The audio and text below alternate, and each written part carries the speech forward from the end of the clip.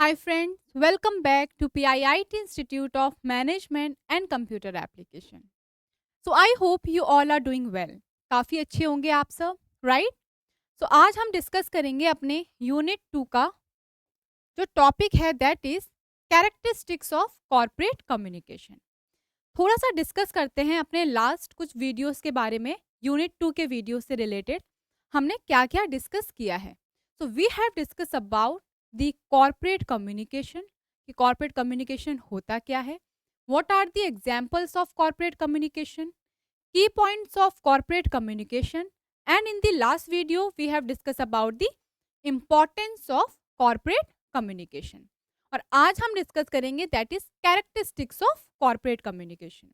अगर मैं बात करूं objectives and scope of corporate communication के, वो दोनों पॉइंट काफ़ी सिमिलर हैं as importance of corporate communication के। सो इफ अगर एग्जाम में क्वेश्चन आता है related to objectives and the scope of your corporate communication के, तो you can write some points from importance of corporate communication as well, okay?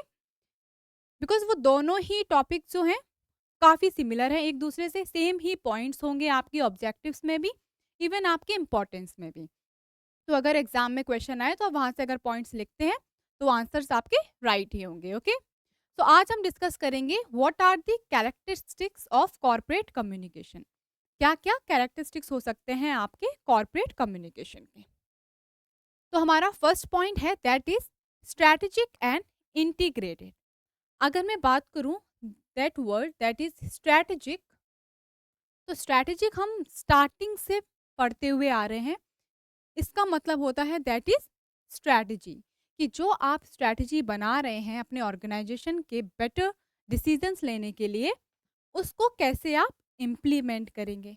और integrated हो गया, ये क्या हो गया, एक तरीके से इससे मिलता जुलता। इंटीग्रेटेड मतलब कि कभी किसी भी चीज़ों में, लाइक इंटीग्रेटेड मतलब मिलना, जुड़ना। सपोज कोई कंपनी हो गई या कोई इंस्टीट्यूट हो गया, दो इंस्टीट्यूट या दो कंपनी जब मिलकर साथ में परफॉर्म करते हैं, वो क्या कहलाता है, दैट इज इंटीग्रेटेड टूवर्ड्स क्या, इंडिविजुअल गोल। जब दो कंपनीज, टू कंपनीज हो गई शायद, साथ में मिलके जब परफॉर्म करते हैं, क्यों, टूवर्ड्स कॉमन गोल,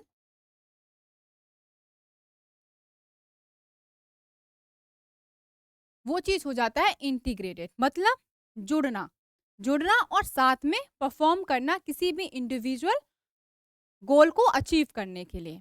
तो इंटीग्रेटेड वो चीज है कि लाइक जैसे सपोज कोई दो इंस्टीट्यूट हैं और वो इंडिविजुअली परफॉर्म कर रहे हैं, बट वो जो उनका ऑब्जेक्टिव है वो कभी अचीव ही नहीं कर पा रहे। तो उन्होंने क्या सोचा कि इफ हम साथ में मर्ज होकर परफॉर्म करते हैं किसी इंडिविजुअल ऑब्जेक्टिव को लेके, हो सकता है कि हम मार्केट में काफ़ी अच्छे से परफॉर्म कर पाएँ।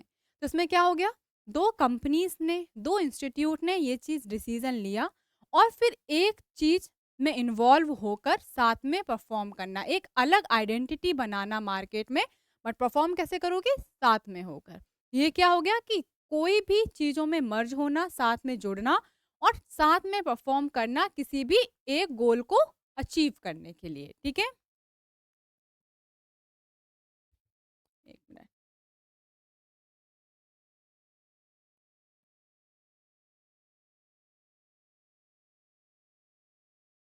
हुँ, ओके। एंड स्ट्रैटेजिक का मतलब समझ में आ रहा होगा, दैट इज़ स्ट्रैटेजी, कि आप स्ट्रैटेजी बना रहे हैं और उसको कैसे इंटीग्रेटेड कर रहे हैं, मर्ज कर रहे हैं चीज़ों को, किस लिए कर रहे हो, कि गोल्स एंड ऑब्जेक्टिव्स को अचीव करने के लिए। सो लेट्स हम पॉइंट्स को डिस्कस करते हैं। Corporate communication is not just about sending out information. Last video में भी हमने ये चीज़ डिस्कस किया था कि जो कॉर्पोरेट कम्युनिकेशन है, उसका सिर्फ एक मोटिव नहीं होता कि सिर्फ इंफॉर्मेशंस को सेंड करना, नॉट एट ऑल। आगे डिस्कस करते हैं। It's a strategic function. ये क्या है, एक स्ट्रैटेजी से भरा हुआ एक फंक्शन है जहाँ पे that align with the overall business goals and objectives. जिसमें क्या है, सारे ऑर्गेनाइजेशंस के गोल्स और ऑब्जेक्टिव्स को हाईलाइट किया जाता है और उन फंक्शंस को कैसे परफॉर्म कर किया जाता है विद द हेल्प ऑफ जो कि आपने स्ट्रैटेजीज बनाई हैं, उसके साथ कैसे परफॉर्म करोगे, कैसे इम्प्लीमेंट करोगे चीज़ों को, जिससे कि आप इसको और इसको क्या कर सकें, अचीव कर पाएँ। मीन्स अपने गोल्स को, अपने ऑब्जेक्टिव्स को अचीव कर पाएँ। सो स्ट्रैटेजी का क्या मतलब हो गया कि सिर्फ मैसेज को सेंड करना नहीं, क्या करना, सारे मैनेजमेंट के फंक्शंस को काफ़ी अच्छे से इफ़ेक्टिवली परफॉर्म करना। कैसे परफॉर्म करना? स्ट्रैटेजीज़ के साथ जो आप बना रहे हो, और क्यों करना, कि अपने गोल्स एंड ऑब्जेक्टिव्स को ईज़िली अचीव करने के लिए। Okay? Now we will discuss about the second point, that is this integration ensure that all communication efforts work together. Integrated क्या शो करता है कि जो कम्युनिकेशन है, जो एफर्ट्स हम लगा रहे हैं, वो कैसे हो, साथ में हम परफॉर्म करें। किस लिए करें? To achieve the desired outcomes. जो आउटपुट निकल कर आए, जो डिजायर्ड आउटकम्स है, जो हमने टारगेट सेट किया है, उसको हम क्या कर सकें, अचीव कर सकें।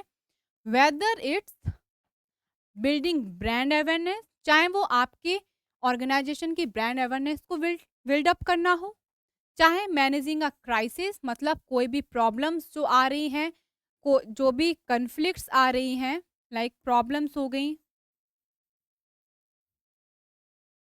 कन्फ्लिक्ट्स हो गई, उनको मैनेज करना टाइम टू टाइम, और इम्प्रूविंग एम्प्लॉय मोरल, जो एम्प्लॉय के एफर्ट्स हैं उनको कैसे और ज़्यादा इम्प्रूव कर सकते हैं। ये क्या हो गया, इंटीग्रेटेड का पार्ट हो गया। तो what we have learn here, हमें क्या क्या सोच समझा इसमें, कि स्ट्रैटेजिक, स्ट्रैटेजिक क्या था, corporate communication is not just about sending out your information, but हमें इसमें क्या करना है, अपने सारे स्ट्रैटेजिक फंक्शंस को फॉलो करना है, सारी चीज़ों को हमें समझना है। ओके? किस लिए, अपने गोल्स एंड ऑब्जेक्टिव्स को टाइम टू टाइम अचीव करते हुए। मीन्स मेन फोकस है आपका कि जो स्ट्रैटेजीज बना रहे हो उसको किस तरीके से इम्प्लीमेंट करोगे effectively with the help of communication के थ्रू।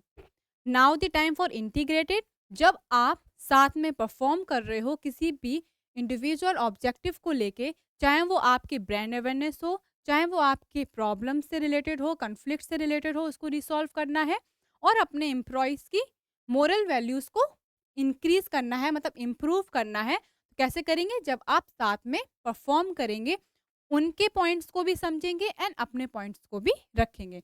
इफ अगर आपको याद होगा, मैंने एक एग्जाम्पल दिया था, 0 × 100 equal to 0, 1000 × 100, sorry 1000 × 0 then also equal to क्या था, आपका 0 ही था। मीन्स एक साइड के जो एफर्ट्स है वो कभी भी रिजल्ट नहीं देते। तो सेम चीज़ यहाँ पर है कि साथ में परफॉर्म करना भी बहुत ही ज़रूरी है, दोनों लोगों की चीज़ों को हाईलाइट करते हुए चलना। आपके एम्प्लॉयज़ हो गए, स्टेक होल्डर्स हो गए, जो भी वर्कर्स हैं जो आपके ऑर्गेनाइजेशंस में हैं, उनको साथ में चलना, उनके साथ में परफॉर्म करना, उनकी चीज़ों को समझना। Everything included in your strategic and integrated.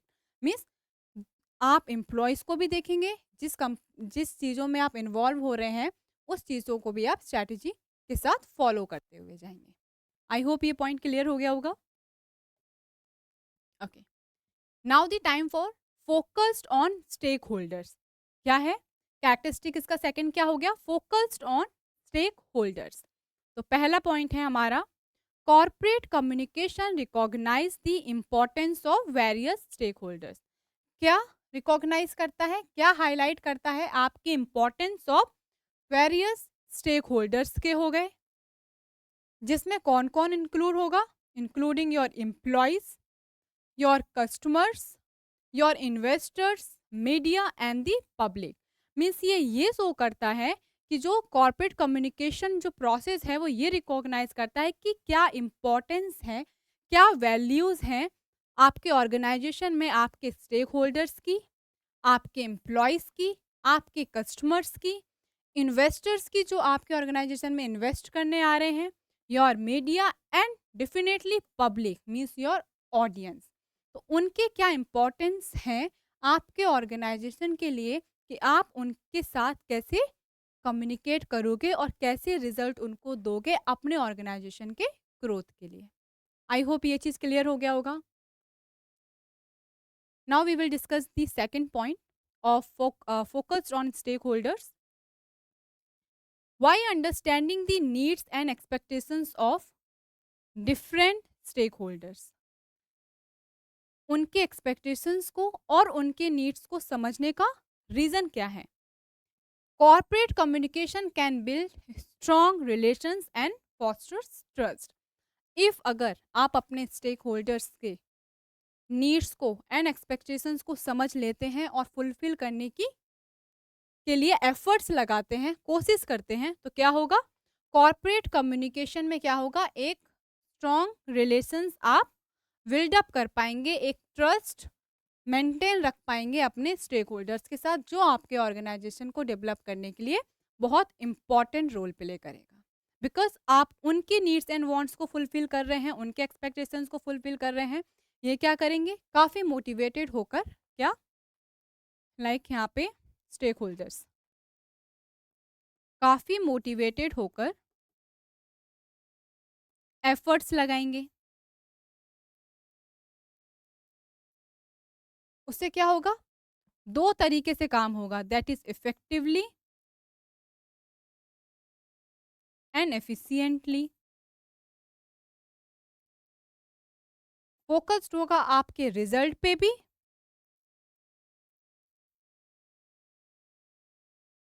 And focused होगा आपके टाइम मैनेजमेंट पे भी।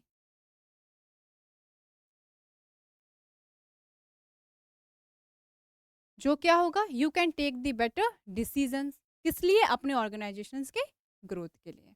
आई होप ये पॉइंट क्लियर होगा। Let's go to the next slide. Clear, consistent and timely. तीनों पॉइंट से ही समझ में आ रहा होगा क्लियर मतलब क्या है, कंसिस्टेंट मतलब क्या है एंड टाइमली मतलब क्या है। क्लियर मतलब आपको जो ऑब्जेक्टिव है, जो इन्फॉर्मेशन देना चाहते हो, वो क्या होनी चाहिए, क्लियर होनी चाहिए, एक क्लियरिटी होनी चाहिए आप लोगों के बीच में। दूसरा, कंसिस्टेंट होना चाहिए कि आप जिस चीज़ पे वर्क कर रहे हो उस पे आप क्या करें, टिके रहें, ना कि आप डेली बेसिस पे चीज़ों को चेंज कर रहे हैं। आप किसी एक पे फोकस ही नहीं रहेंगे तो आप उस चीज़ को अचीव नहीं कर पाएंगे। तो आपको क्या रहना है, कंसिस्टेंट रहना है। देन टाइमली, डेफिनेटली हर चीज़ को टाइम टू टाइम आपको परफॉर्म करना है और टाइम को आपको मैनेज करना है। जब आप टाइम मैनेजमेंट प्रॉपर रखेंगे, आप अदर एक्टिविटीज़ को भी इजीली परफॉर्म करते रहेंगे। लेट्स इसको ब्रीफली डिस्कस करते हैं। Effective corporate communication relies on clarity. If अगर इफेक्टिव कम्युनिकेशन है, उससे क्या हेल्पफुल होगा, क्लियरिटी बनी रहेगी। Ensuring that messages are easily understood. इससे ये पता चल रहा है कि जो मैसेजेस आप जिसको भेज रहे हैं, जो आप इंफॉर्मेशन देना चाहते हैं, वो इजीली क्या, पीपल समझ पाएंगे।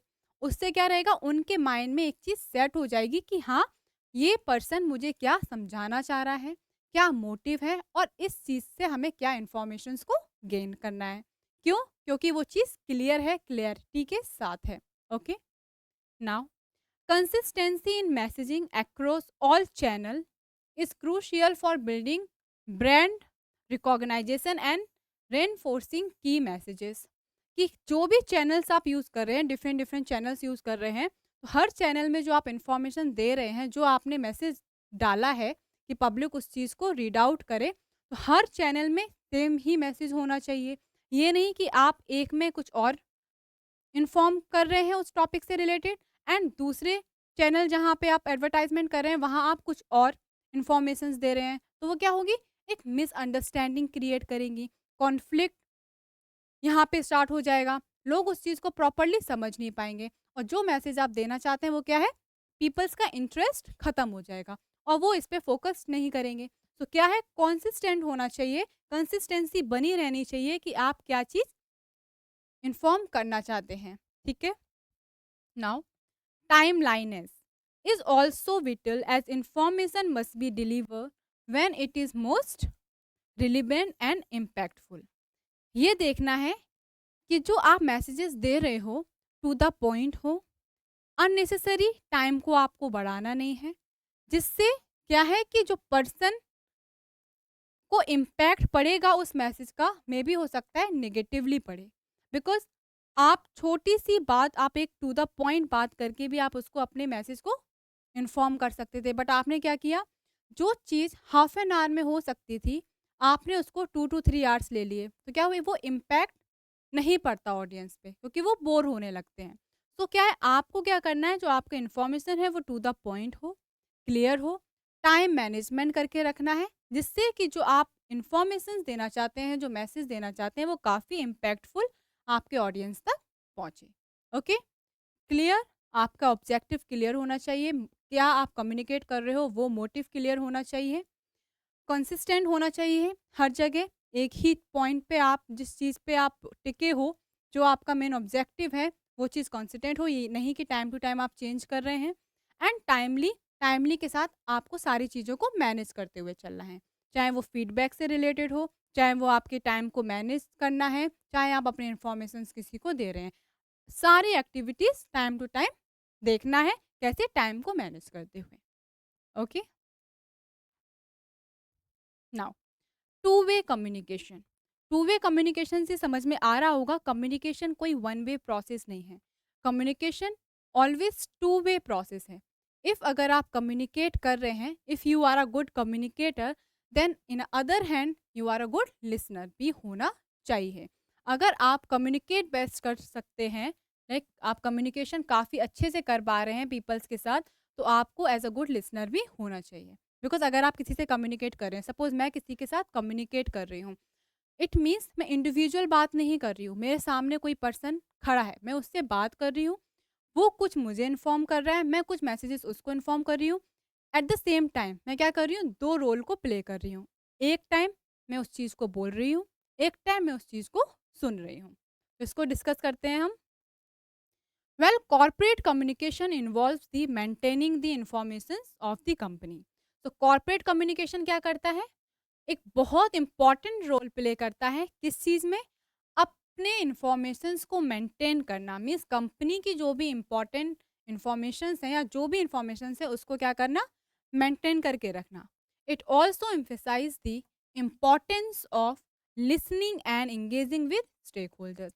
ये इस चीज़ को भी हाईलाइट करता है, क्या क्या इंपॉर्टेंस को हाईलाइट करता है कि लाइक आप कितने एक्टिव हैं, कितने प्रॉपरली चीज़ों को सुन रहे हैं, कितना उस चीज़ में आप इन्वॉल्व हो रहे हैं, किसके साथ, विद योर स्टेक होल्डर्स के साथ, लाइक योर एम्प्लॉयज़ हो गए, पब्लिक हो, ऑडियंस हो गए, तो ये सारी चीज़ें आपके इसमें इंक्लूड हो गई। तो now feedback. Feedback such as survey and social media engagement allow for two-way dialogues and provide valuable insight for improvement। Feedback भी क्या है, टू वे प्रोसेस हो गया, आपने कुछ मैसेज दिया, लोगों ने उसका फीडबैक दिया, तो ये क्या हेल्पफुल है, टू वे डायलॉग्स का रोल प्ले कर रहा है। कैसे हेल्पफुल, कैसे हो रहा है, फीडबैक डेफिनेटली हेल्पफुल है, बिकॉज आप जैसे परफॉर्म कर रहे हैं वो चीज़ आपको एज अ फीडबैक में रिजल्ट मिल रहा है। मीन्स क्या है, टू वे डायलॉग्स, मतलब वो पर्सन अपने ओपिनियंस रख रहा है और उसके बेसिस पे आप क्या कर रहे हैं, वैल्यूएबल इम्प्रूवमेंट कर रहे हैं। जो फीडबैक मिला आपने उसके बेसिस पे अपने अंदर वो स्किल्स को डेवलप करने की कोशिश की। तो feedback is also very important, क्यों, अपने कम्युनिकेशन को और इम्प्रूव करने के लिए। ओके, सो इसमें टू वे कम्युनिकेशन प्रोसेस भी क्लियर हो गया होगा आपको। Now adaptable and flexible. Adaptable से समझ में आ रहा होगा किसी चीज़ को अडेप्ट करना, एंड फ्लेक्सिबल का मतलब क्या हो गया, फ्लेक्सिबिलिटी का मतलब क्या हो गया, चेंजेस। ओके, तो यहाँ डिस्कस करते हैं।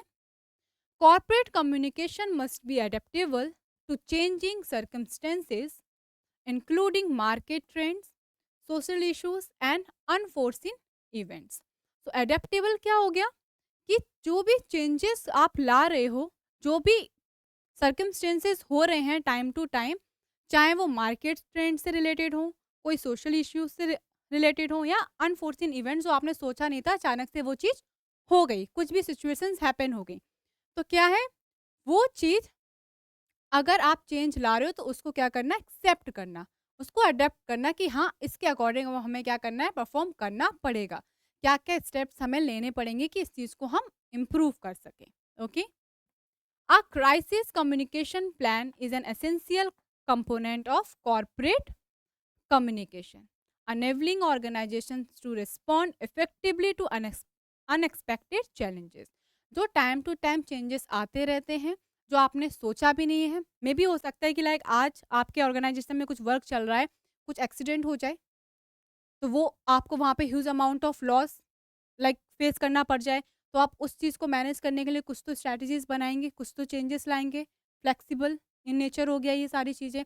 अब उसको इम्प्रूवमेंट करने के लिए आपको क्या करना होगा, कुछ परफ़ॉर्म करना होगा वहाँ पे, कुछ डिफरेंट तरीके से एक्टिविटीज़ लानी होगी, कुछ चेंजेस करना होगा और उसके अकॉर्डिंग परफ़ॉर्म करना होगा क्योंकि वो जो चीज़ें हुई हैं, जो आपको प्रॉब्लम इश्यूज़ करने फेस करना पड़ा है, लॉसेस जो हुए उनसे आपको ओवरकम होना है। तो ये सारी चीज़ें इसमें आ जाती हैं। Being able to adjust communication strategies and tactics based on new information and feedback is crucial for maintaining relevance and credibility. तो जो स्ट्रेटजीज आप बना रहे हो, जो आप आइडियाज ले रहे हो किसी चीज को परफॉर्म करने के लिए, जैसे टैक्टिक्स का मतलब क्या हो जाता है कि आप किसी मेथड्स को यूज कर रहे हो, किसी स्ट्रेटजी को यूज कर रहे हो कुछ चीज को अचीव करने के लिए। कोई आपने न्यू स्ट्रैटेजी बनाई है, क्यों बनाई है? कि आपका कोई टारगेट है, कोई गोल है, उसको अचीव करने के लिए। तो हम क्या करते हैं, टाइम टू टाइम हमें अपनी स्ट्रैटेजीज़ पे परफ़ॉर्म करते रहना चाहिए। क्यों करते रहना चाहिए? बेटर डिसीज़न्स लेने के लिए एंड अपने ऑर्गेनाइज़ेशन को एक राइट डायरेक्शन में ले जाने के लिए। आई होप ये सारे पॉइंट्स क्लियर हो गए होंगे। लेट्स एक बार फिर से डिस्कस कर लेते हैं कि हमने क्या-क्या पॉइंट्स को रीड आउट किया।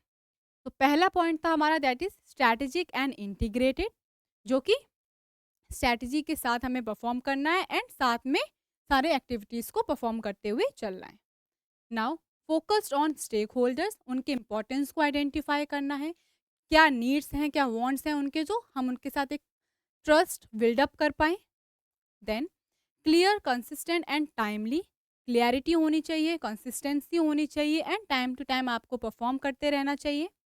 देन टू वे कम्युनिकेशन है, कम्युनिकेशन कोई वन वे प्रोसेस नहीं होता, एक्टिव लिसनर भी है, होना चाहिए आपको एंड एक बेटर कम्युनिकेशन भी होनी चाहिए आपके अंदर।